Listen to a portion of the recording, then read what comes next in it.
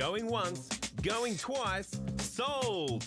You're listening to The Property Pod, an accessible and easy way to get into or help understand the goings-on of the property market. Join Aaron, John and Pat as they discuss all things real estate, most likely get sidetracked, and then try and rein it all back in as they present The Property Pod. Welcome to episode 2 of The Property Pod. Thanks for joining us, everybody. We're back. We survived episode 1. We're still kicking. I've got John with me.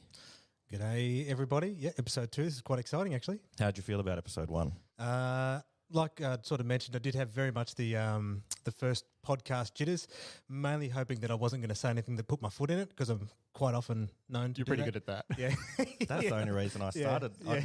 I only wanted to do the podcast to Just to see you what happens. dig yourself a hole and then dig yourself out of it and just get further and further down. I was just looking for leverage so when I compete against you, I can Exactly. beat you. You can sit there and go, mate, did you listen to the other episode? Crazy. I've got it recorded. So that's John, and I've also got Pat here. How did you find week 1? I got a little bit tongue-tied a couple of times, but that's to be expected. Look, as we said, there's lots of growing pains, and there'll be some fiddling with the format and just kind of having some fun with it. I don't think we need to take it too seriously. We just kind of enjoy ourselves and get the information out there for everybody. Absolutely. Yeah. So luckily today, Pat. Oh, no, you go. Luckily today we are joined by our first ever guest. So we shouldn't be too jittery about that. We have to play professional. So We promised big things in episode 1 and just delivered straight off the bat. Yeah, I'm glad we got a guest for episode 2. So to introduce everybody, I've got Jason Swinton with me here, who is from Domain. Morning, guys. How are we all going? Doing all right, sir. That's good. Thank you for having me along this morning. Oh, well, you said yes to the email, so it wasn't really a challenge. Can you tell us a little bit about yourself, Jace? Yeah, I'm with domain.com.au. We're a portal service here in Australia. And I've been working through the Hobart area in that role for about 12 months now. Yep. So I found my feet and up and flying. Are you a Hobart local or? Am a Hobart local, yeah. I've been in southern Tas for the last 10 years, but grew up in Launceston, so Tassie boy, born and bred. Yeah, excellent.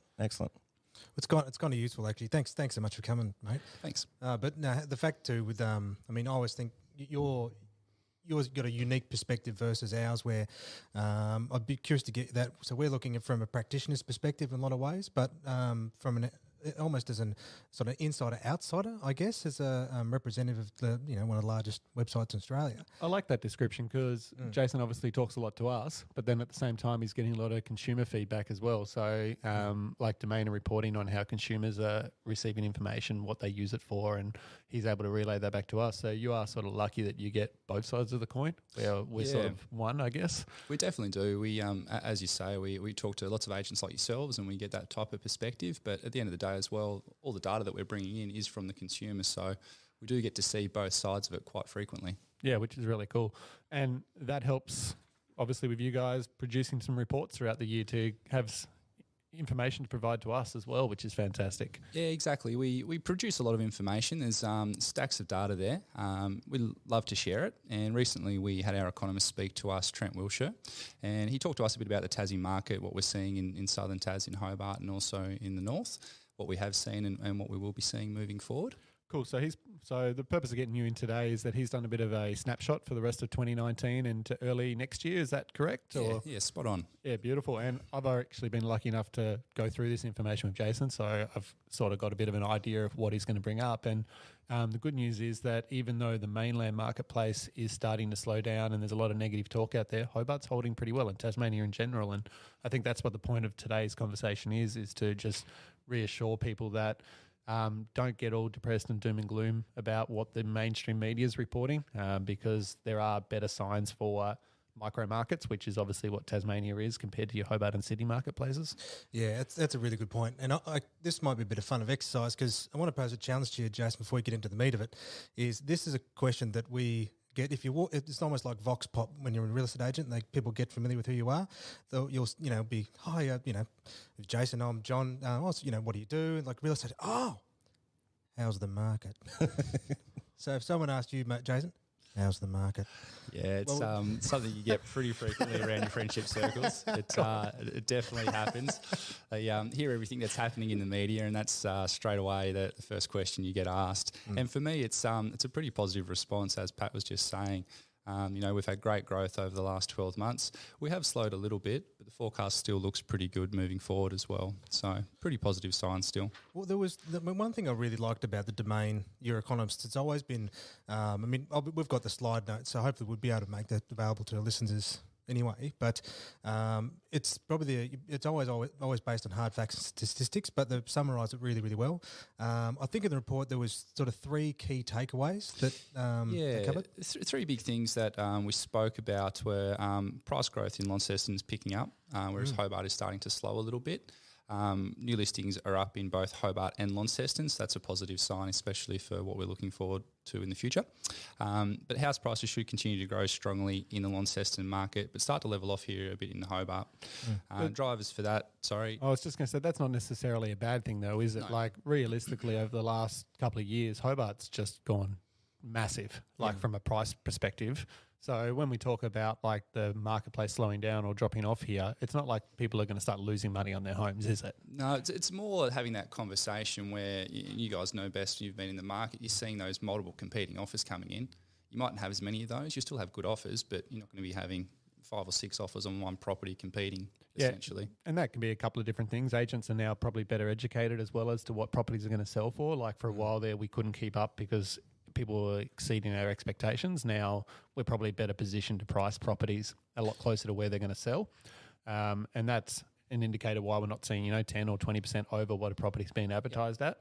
But it's still good to see. I think I saw on one of your slides there was a stat that Hobart's still expected to grow by about 2 to 3% over the next 12 months. We're forecasting in the resi house market there still roughly about 2% over the next 12 months. So still positive signs. Yeah, it's not the growth we've seen recently, but still growth. So you've got to be happy. And if you compare it to Melbourne or Sydney, they're losing value each month. So it's, to me, any growth is good growth, and it's still a good indicator there that there's good buys to be had in the marketplace.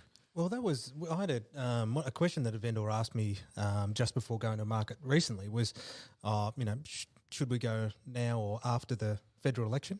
But his house is sort of in a first-home buyers market, and building on what we probably touched on in the previous episode as well as all the different changes that the federal election is proposing for benefits of first home buyers.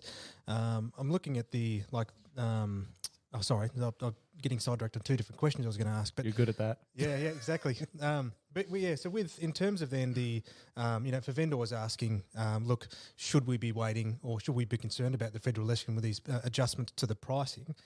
Is Domain or you guys thinking that it's really going to have a large effect on a market such as Hobart's? It's a hard question for me to answer. That's a question for the powers to be in the economist land. Yeah, sorry about that. I haven't, in all honesty, had a chat about that with anyone from that area as yet. Depending on how that does work out, I mean, it could be good, could be bad. The first home buyers stuff that we are seeing, that could cause a couple of things. I mean, the first homeowners segment is a smaller segment, but what it then in turn could lead on to, so people in that first property selling and upgrading to their next property.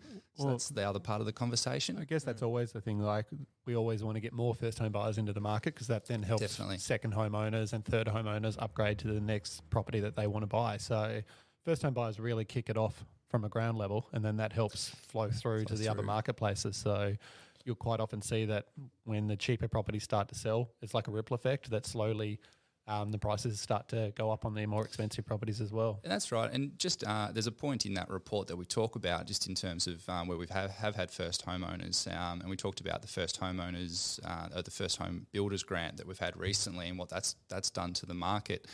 And although our building completions or building approvals trending upwards, they're still nowhere near record levels that we've had in previous years back in the early 90s. So it will be interesting to see what something like that would do for the market for us. Well, following on from that, the conversation with my owner is he's sort of making that point where, should have we gone to market 3 months ago? And looking at that slide that we've got, you've got top 5 and top top 5 and bottom 5 growth suburbs over the past, 1 year change and 5 years change. And you're looking at some of these suburbs, they've gone from, 20 to up to 50% growth. So there's not like, and he's had it for that period of time. So it's not as if once it settles, it's like, mate, relax. Like there's been 50% capital gain in your property. You're not going to be selling it at a loss. Done pretty well. And so what are those, where it said then, we'll be coming into a period where, still, predicting really nominal growth, 2%, which is still growth for owners and for purchasers to be mindful of. What are some of the sort of key fundamentals that the report's finding that is sort of giving strength to that Hobart market? Yeah, look, for the Hobart market, there's been a couple of things that we've looked at there, and Hobart and Tassie as a whole as well. So nationally, home lending has trended down, whereas here in Tasmania, we've trended up. So talking to a lot of agents out there, home lending seems to be a bit of a bugbear. It's getting a bit harder. But when we look at the statistics, they are actually still trending upwards. So we're doing a little bit better than the rest of the country. So that's one. Home lending's helping us here. Unemployment is very stable.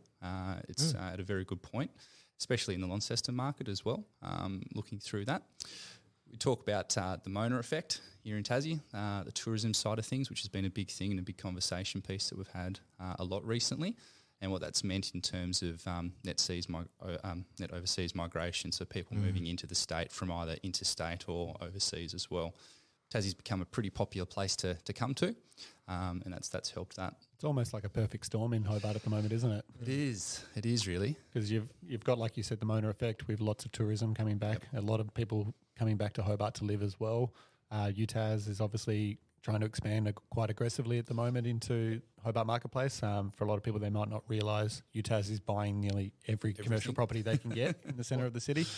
So they're gearing up to try expand. What was the didn't they buy the K&D building? They did, and they paid a really crazy price for it, but I don't want to say the wrong number, so I'm not going to speculate. But it was a silly price. It was huge. Yeah. So, and I think will they be knocking that down and building on that? So I read a couple of different things that indicated that K&D will continue to trade there for another 2 to 3 years, I think, and then it'll eventually become more uni accommodation, which would be a good thing because at the moment a lot of homes are being used by international uni students, especially out our way. So if we can move them back into university accommodation, that's going to help local people that are struggling to get a home at the moment to get back into the marketplace. Yeah, and I heard too that K&D is still going to be trading while they're putting the accommodation in, so you're going to be able to go from your bed to buy a power tool and back again. I was just thinking, geez, I hope that no one gets put in the lighting section because they won't get much sleep. That's not This is that off-track section that John does. It's all right, I was loading up a joke as well. All right, back on track. What about regional areas in Tasmania? Yeah, so a little bit to the point that John was talking about some of the growth areas there before. We talk and we look at, and this has happened across the country, and generally it starts in the CBD area and then the growth just starts to spread out and gets further and further out as people are priced out of certain markets. So for the more regional areas of Tassie and getting up into Launceston and the Northwest Coast, it's looking pretty positive up there. Rental for Tassie as a whole has outperformed pretty much the whole country, so it's accelerated at a faster pace than all the other capital cities. Hobart is now starting to slow slightly, whereas Launceston is still pushing and accelerating forward. So is there certain suburbs in Launceston that one should be looking at? Have I thrown you under the bus there, James? No, there are a couple there. Your East Launceston, your West Launceston, the South Launceston areas, anywhere that's still kind of central and CBD up there. Like Kings Meadow, those sort of too far out? And it still will work. But for what we've seen with our CBD locations, hasn't really happened up there as yet. So those price points are still very attractive for people. So you can get really close to the city in really nice areas. Not that I want to talk any of our listeners out of buying here in Hobart where I sell, but at the end of the day, we said that this was going to be educational for everybody. So we're not here to just plug Hobart. We're here for the state. So if there's better buyers out there, then the listeners should know where they are. Yeah, definitely.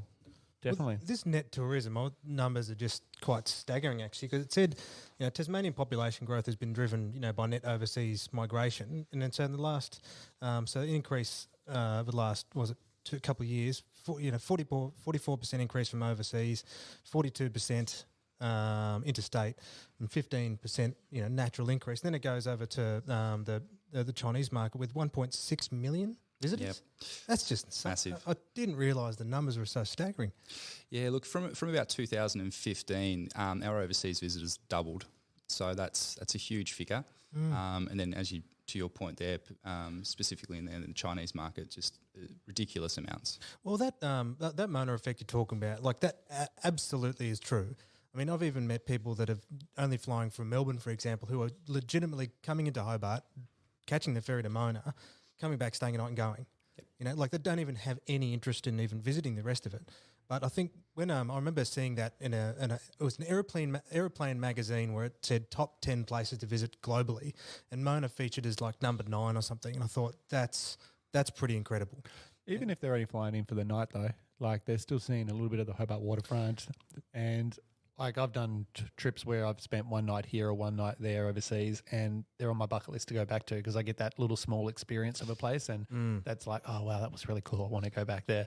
100%, because that was sort of my next thought. Is that all of a sudden Tasmania always needed a draw card, you know, like an international draw card, because we all know it's a beautiful place, but it didn't have a figurehead in terms of that would, you know, just reach further. So yeah, you're exactly right. As soon as they come down, like, oh, that was a mistake to stay one night. Let's come back. Or move. Yeah, or move. Yeah. Yep. Yeah. Yep. Yeah, look, it's put us on the international landscape now. And as you said, it gives us a draw card. People come, they realise they haven't been here for long enough. They come back to see everything else. We've got such great produce and everything else happening here that's doing really well worldwide. So it's a good thing. I guess coming back to property, like stock levels in Hobart, are they starting to increase yet, or are we still seeing really low numbers as far as stock available for sale? Stock on the market, we're starting to see increase a little bit because days on market has started to slow down a little bit. So where something was selling in like a week, it might be it's starting to slow down. 8 days? Yeah. Well, depending on your price points, I think from what I'm seeing and talking to everyone around Hobart, anything that's kind of priced, you know, that 350, 400K mark is still selling quite quickly. Anything over, starting to slow down a little bit. And that higher end has started to slow down just that little bit more as well. So is that an indicator that the cheaper homes are still appealing to first-time buyers and also to investors a little bit in Hobart? So that's why they're still ticking over nicely? Yeah, first-home buyers is part of that. The investors as well. We look at what we've seen happening over there in the Melbourne and the Sydney markets now. They've started to slow down and go downwards. So what's happened there, the investors that were there, number one, they might be able to buy a property within their Victorian or Sydney market, which was their first choice, whereas before they were priced out and looking into our market. The other part to that as well, with their market going down a little bit, the valuations on properties that they have over there tend to go down, so which they is don't have stopping the them equity to buy. Yeah, that's right. Yeah, so that's a big key factor as well as to what an investor can buy is how much access to cash they have. Yeah, what they have available there. That's right. Yeah, cool. Well, in terms then with these, like with the changes in the market, is the activity that people are, this will probably go to the website now in terms of the consumer's behaviour. Yep. Is you seeing any differences in the way that people are searching or spending time on domain or actively looking for property? It's a pretty vague question, but I hope that there's some meat search is still there. Yeah, so looking at the reporting that we have, there's still people there looking just as much as what we have in the last 6 to 12 months. Just no one going not as many people going that next step. So Right. that part's the part that's slowed down. The active buyers have slowed a little bit, but there is still the search. Yeah. And like for me, I notice that a lot of my domain inquiries come from sort of mainland investors or people out of the Sydney marketplace. You seem to have a pretty strong hold there as far as people using Domain's platform. Yeah, definitely. We're very, very strong in New South Wales. Our roots are from New South Wales. It's where we kind of started and where our home base is. Yeah, cool. So the name over there and the portal usage over there is a bit stronger, which helps us in our interstate market. Definitely, for sure. And it seems to be picking up a little bit here in Hobart as well. A few more people using Domain, which is great to see. Definitely. We've done a lot on a national scale to try and boost the name with Cricket Australia and things like the block for the listeners out there. So we do tend to see there's a bit of an increase coming through. Yeah, cool. Well, it definitely seems to be working because I know through summer you couldn't not see that Domain logo everywhere on those cricket stumps. They were just in your face pretty much 8 hours a day, really. Yeah, it worked really well. I mean, You don't watch Test cricket? I'm sure someone listening does. You watch Big Bash because you like the lights and all the flashing. It's good to see you still awake, Aaron, over there. Well, as the media guy, I really just let you guys you're the pros. I'm just here to facilitate. So I'll take that as a compliment. With going back to Launceston, because unfortunately, we've got some really good operators up there and good friends, but I don't know too much about, I suppose, the fundamentals of Launceston as well. But is it you'd said one of the key indicators at the moment is the employment rate that we have is actually phenomenally strong. Tasmania historically. So is that sort of what's happening in Launceston? Because obviously there's that for anyone listening interstate, is it it's Hobart versus Launceston. We've got our Cascade Beer versus Bogues, for example. There's that always just fun little underhanded rivalry. The mountain's better than the gorge. Exactly right. Yeah. But then Well, Jason saw the light. He moved to Hobart. I did. Didn't go back. Here's an interesting question then. So what originally drew you from Launceston to Hobart? For me, it was study. Okay. Yeah, so moving for my degree to Hobart because I couldn't do it in Launceston, basically. Yeah. And then didn't leave. Yep, that happens. I did the reverse of that. I moved to Launceston for my study, Yeah. but now I'm back. And you came back. Now I came back, yes. I mean, for me, I didn't do any study. I was always stayed in Hobart. I always joke to say my original plan was to learn how to salsa dance, get on a cruise ship, find myself a rich spinster and be a toy boy for a couple of years. But that never actually came to pass. It's because you're always so indecisive, John. You never actually get around to doing things. Got a real estate, bought a house instead. But that said, I suppose with the university accommodation and study for Hobart and Launceston, we're going to see a lot of transient, people come and go. But I guess there's that every likelihood that years down the track, once they've been able to establish careers that might not be available to them, they might have that shift, 5, 10, 20, 30 years coming back to refine that Tasmanian lifestyle that I think is really quite unique globally, if anything. Yeah. That's an interesting point I think you make there because that's exactly right. A lot of people that are coming here, particularly for that study side of things, they might then go off for a number of years but then go, okay, well, Tassie was pretty amazing, great place to have a family. I'll go back there now. Yeah, absolutely. So is that what those stats were kind of saying before with all the international and All those lines going all everywhere. those lines that were going everywhere? Look, not necessarily. I think that's there's driven more purely on the fact of just the interest that we have currently from overseas visitors. I mean, when you look at that graph, and for the listeners out there that can't actually see, there's a couple of lines, and talking to a lot of people in the industry and a lot of agents that have been around the last 10 or 20 years, you look at the one that we have on there, which is for interstate, and it follows the peaks and troughs of our market for the last 20 years. So people from interstate moving back into Tasmania tends to happen when we're in a booming market, and then that then tends to die off if we go down in our market, which was a bit of a common trend from talking to everybody.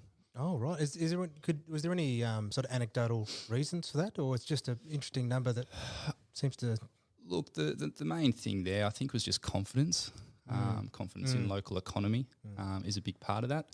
Our market starts to go down, local economy starts to go down a bit, so people go, okay, well, interest here is waning a bit, we'll move into state. Then people, when we're booming along and we've got a lot of confidence in our market, go, yeah, Tassie's looking pretty exciting, and jump back in. Well, and a couple of our biggest sales over the last couple of years, you have a couple of locals going, oh, bloody mainland is buying up all the property, paying stupid prices for it, for investment. But actually the best buyers were found, some actually have been from mainland, yes. However, their whole purpose was to secure a property that they love in order to bring their family down either in a year, 2, 3 to 5 years' time. So, there was one that we had, because it was absolute crazy sale in Moona where we had 32 offers on a property in within a week or two. It was just absolutely insane, right in sort of that perfect storm period in the market. But the best buy on that was, a couple who'd bought it knowing full well that they'd move into the house in 2 years from Victoria for his job change and to then to live this Tassie lifestyle to raise his family. So I mean that perspective where people are thinking they're getting outbidded by investors, it's actually just not true. It's actually people in sort of a very similar situation, but they're looking to change, pursue that career opportunities interstate, or are coming back, or they've come to Tassie for a holiday and went, actually, this is a beautiful place to raise my family, because if it starts to arise when in a booming market, so to speak. That makes sense to me.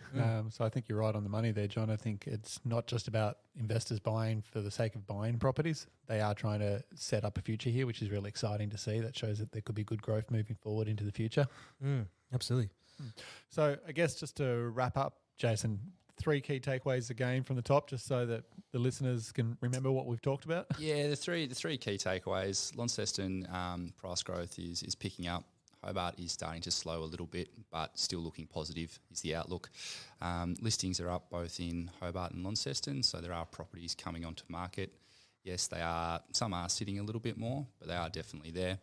And prices should continue to grow strongly for the Launceston market and still grow a little bit for Hobart, but start to settle down a little bit as well. Well, I think, I suppose then for purchase, it's really exciting. If there's more stock coming onto the market, there's more choice. But then from a vendor's perspective, if you're sitting there worrying about, there's more competition, well, you can relax, because if you have held the property for even 12 months to 5 years, you're looking at anywhere from 10% to 50% capital growth over the last, in that time if you're moving to the market. So, if you answer the question, what's the best time to buy and sell at the moment? Well, it's going to be positive for both sides by the looks of it. Yep. Yeah, I'd agree with that. Excellent.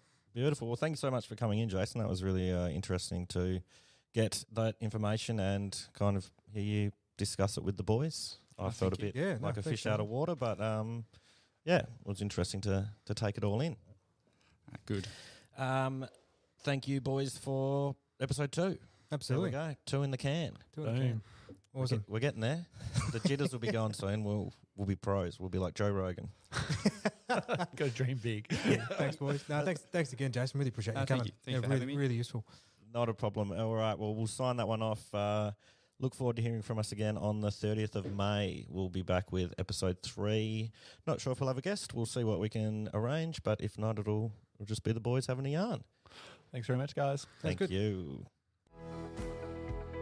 As a family-run business, First National Real Estate McGregor understands that the property market can be stressful. However, with a strong team in both sales and rentals, we are here to guide you through the property maze. Find out more today at mcgregorfn.com. 414 Real Estate has been operating within the northern suburbs of Hobart since 2006. With their innovative approach to marketing and managing your property, they have all your property needs covered. Find out more by visiting them today at 414.com.au.